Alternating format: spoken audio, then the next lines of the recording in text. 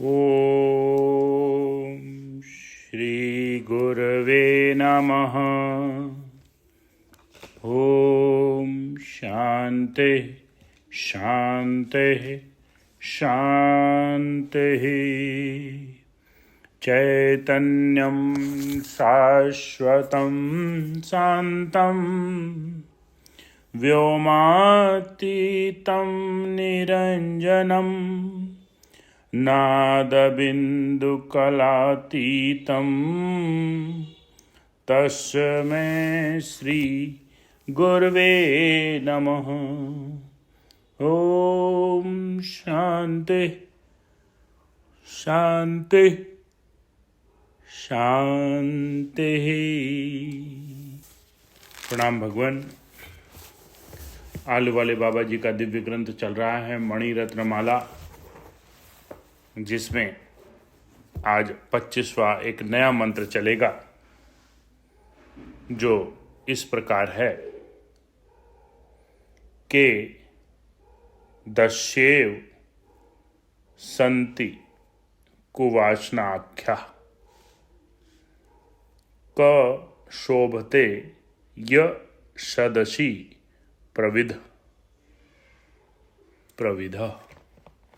मातेव काया सुखदा सुविद्या किम एधते दान वशात सुविद्या। अर्थात इसमें प्रश्न है कि चोर कौन है। उत्तर दिया है हमारी ही बुरी वासनाएं चोर हैं। दूसरा प्रश्न है सभा में कौन शोभता है, तो उत्तर है महान विद्वान ही सभा में शोभता है। माता के समान सुख देने वाला कौन है, सुविद्या ही माता के समान सुख देने वाली है। और अगला प्रश्न है दान देने से क्या बढ़ता है, सुविद्या।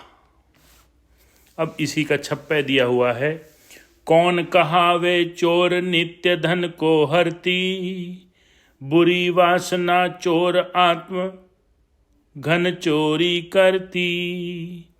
भाग्यवंत नर कौन सभा में शोभा पावे, पूरी पूर्ण विद्वान सभा के मध्य सुहावे।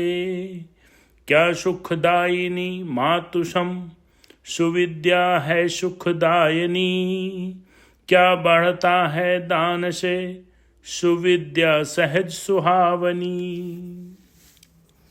अब इसी का विवेचन दिया है स्वामी जी ने। जो दूसरे का माल चुराता है वह चोर कहलाता है। चोरी दो प्रकार की होती है, आत्मिक धन की और लौकिक धन की। लौकिक धन आध्यात्मिक धन की अपेक्षा तुच्छ है, क्योंकि लौकिक धन का उपयोग जिंदगी मात्र का है और आध्यात्मिक धन की सार्थकता अनेक जन्मों का फल रूप है।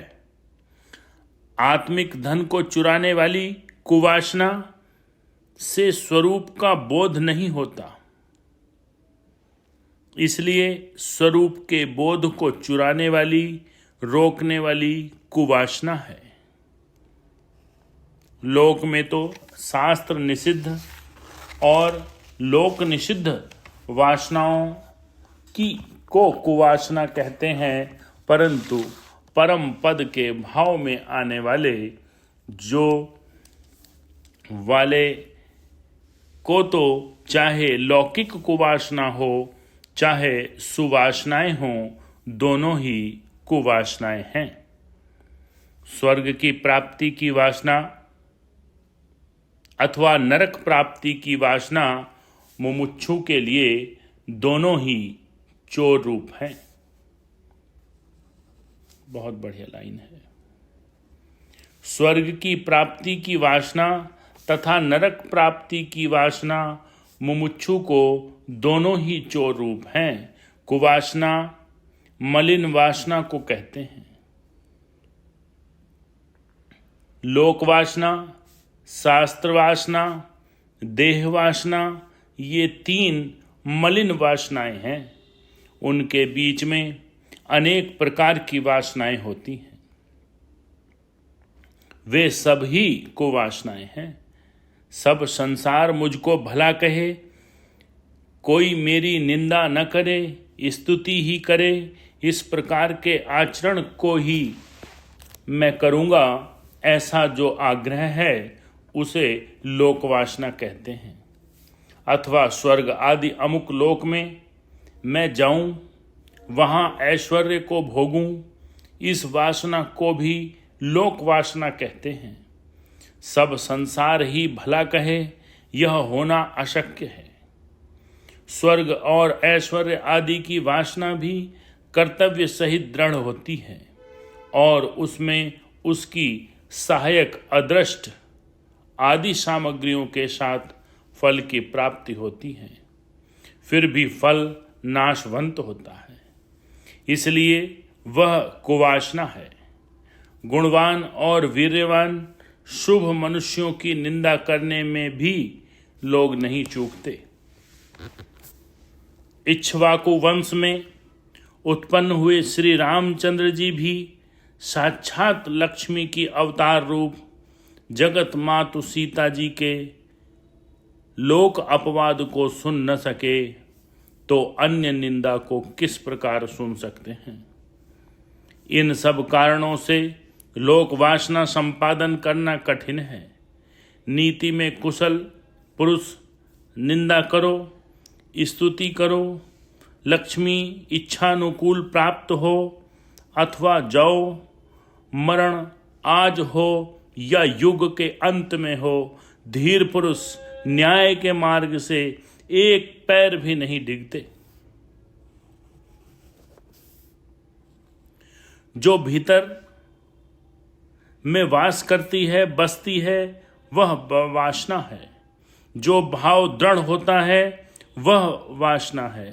शास्त्र वासना 3 प्रकार की है।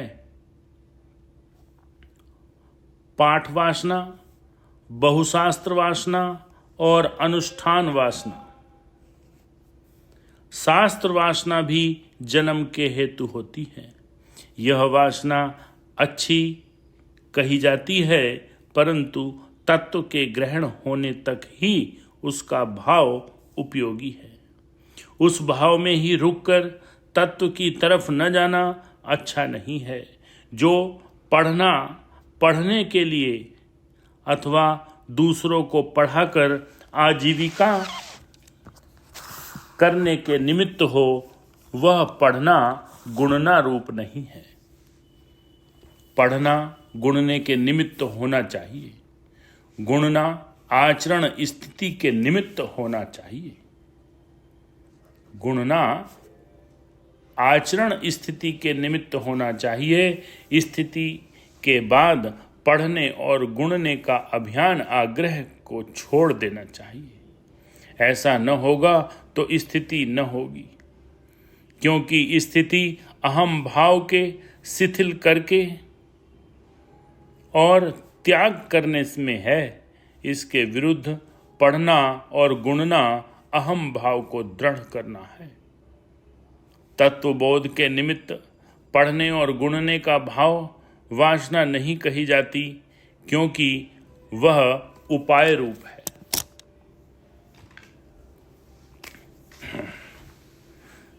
बहुत बढ़िया। तत्वबोध के निमित्त पढ़ने और गुणने का भाव वासना नहीं कही जाती, क्योंकि वह उपाय रूप है। जो मरण तक भी निवृत्त न हो, ऐसी दृढ़ भाव वासना है। वासना अंतःकरण को मलिन करती है, विवेक नहीं होने देती। लोक वासना, शास्त्र वासना और देह वासना से मनुष्य को ज्ञान नहीं होता। मैत्री, करुणा, मुदिता आदिक भाव प्रतिकूल वासनाओं को रोकने के में मदद रूप है। शरीर के ऊपर दृढ़ भाव होना देह वासना कही जाती है। देह की वासना पुनः देह धारण कराने में हेतु रूप होती है। जो शरीराध्यास है वह ही देह वासना है। शरीर को ही मैं समझना और समझकर बर्ताव करना देह वासना है। जब तक जंतु देह वासना में बंधा हुआ है,